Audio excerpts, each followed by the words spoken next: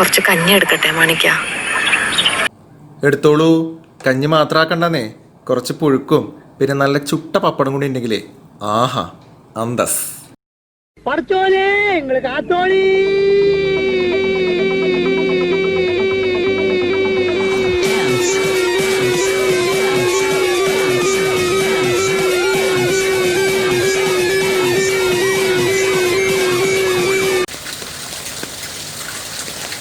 ശ്രീരാമ രാമ ശ്രീരാമചന്ദ്ര ജയ. എഴുത്തച്ഛൻ മലയാളത്തിൽ ചാലിച്ചെടുത്ത തീർത്ഥം, പഞ്ഞക്കർക്കടകത്തെ നറുവെട്ടമായി തെളിയിച്ചെടുക്കുന്ന കിളിപ്പാട്ട്. ഇനിയൊരു മാസം സുപ്രഭാതമായും സന്ധ്യാനാമമായും നിറയുന്ന രാമായണ പുണ്യം. കർക്കിടകം.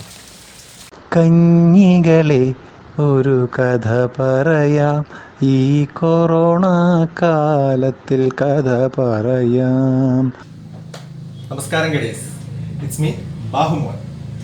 കർക്കിടക മാസമല്ല, അപ്പോൾ ലേശം കഞ്ഞി എടുക്കട്ടെ മാണിക്ക്.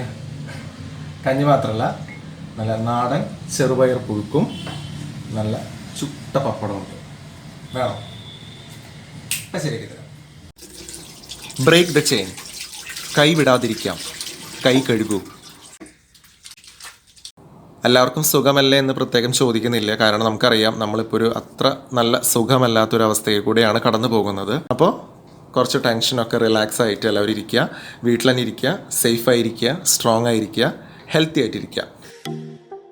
ഗഡിയോളെ, അമ്മയുടെ പാചകവും ബാഹുമോൻ്റെ വാചകവുമായി ഒരു കർക്കിടകം സ്പെഷ്യൽ കഞ്ഞി വ്ളോഗ് കാണാട്ടാ.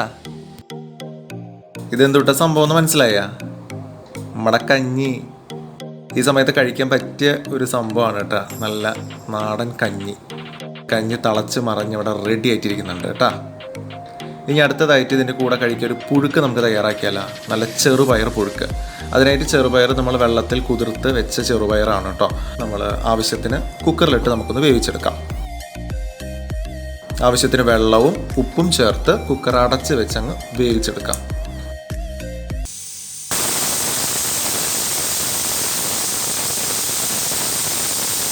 അങ്ങനെ കുക്കറിൽ കിടന്ന് നമ്മുടെ ചെറുപയർ ഇങ്ങനെ വെന്ത് റെഡി ആയിട്ട് വന്നിട്ടുണ്ട്. ഇനി നമുക്കത് പുഴുക്കാക്കിയാലോ.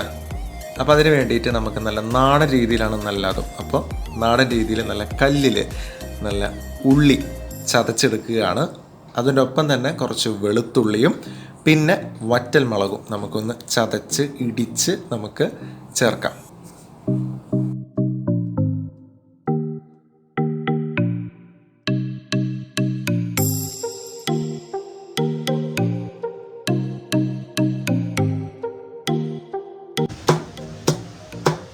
അപ്പോൾ എല്ലാ കാര്യങ്ങളും ചതച്ച് റെഡിയാക്കി വെച്ചിട്ടുണ്ട്. ഇനി നമുക്കതങ്ങ് പുഴുക്കാക്കിയെടുക്കാം.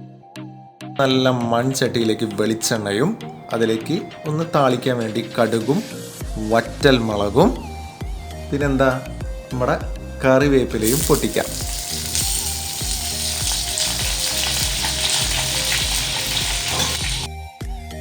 അത് കഴിഞ്ഞ് നമ്മുടെ ചതച്ച് വെച്ചിരിക്കുന്ന നമ്മുടെ മെയിൻ സംഭവങ്ങളെല്ലാം ചേർത്തിട്ട് നമ്മളൊന്ന് മൂപ്പിച്ചെടുക്കാം.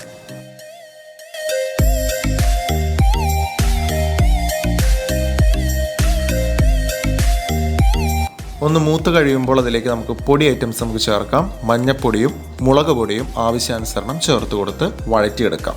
ഈ വഴറ്റുന്ന സമയത്ത് തീ ഒന്ന് കുറച്ച് വെച്ചോളാം, ഇല്ലെങ്കിൽ നമ്മുടെ പൊടികളൊക്കെ കരിഞ്ഞു പോവേ. ഇനി അതിലേക്ക് നമുക്ക് ടേസ്റ്റ് കൂട്ടാനുള്ളൊരു ഐറ്റമാണ് നമ്മുടെ നാളികേരം ചെറുകിയത് കുറച്ച് ചേർത്ത് നമ്മളൊന്ന് മിക്സ് ചെയ്തെടുക്കാം. പിന്നെയാണ് നമ്മുടെ മെയിൻ ഹീറോനെ ചേർക്കുന്നത്, നമ്മുടെ ചെറുപയറിനെ. ആ വേവിച്ച് വെച്ചിരിക്കുന്ന ചെറുപയറും കൂടി ചേർത്തിട്ട് നല്ലപോലെ ഒന്ന് യോജിപ്പിക്കാൻ ശ്രമിക്കാം. അവസാനം കുറച്ച് കറിവേപ്പിലയും കുറച്ച് പച്ച വെളിച്ചെണ്ണയും ഇങ്ങനെ ഒഴിച്ച് ഒന്ന് അടച്ച് വെച്ചിരുന്നുണ്ടെങ്കിൽ ആഹാ. ഇനി നമ്മുടെ last and the main item എന്ന് പറയാം, നമ്മുടെ ചുട്ട പപ്പടം. ചുട്ട പപ്പടം ശരിക്കും ഇങ്ങനെയല്ല, ശരിക്കും അടുപ്പിലാണ് ചുടേണ്ടത്. നമുക്ക് അടുപ്പില്ലാത്ത കാരണം നമ്മളിങ്ങനെ ഗ്യാസിൽ ചുട്ടെടുക്കുന്നു കേട്ടോ. അങ്ങനെ നമ്മുടെ നാടൻ വിഭവങ്ങളെല്ലാം ഇവിടെ തയ്യാറായി കഴിഞ്ഞിരിക്കുന്നു. ഹെൽത്ത് ഈസ് വെൽത്ത് എന്നാണ് പറയുന്നത് അല്ലേ?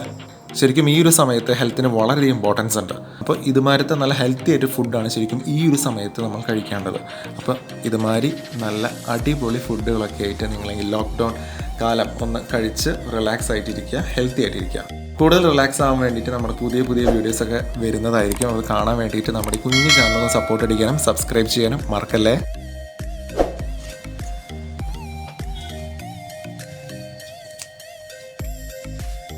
ആഹാ, അന്തസ്.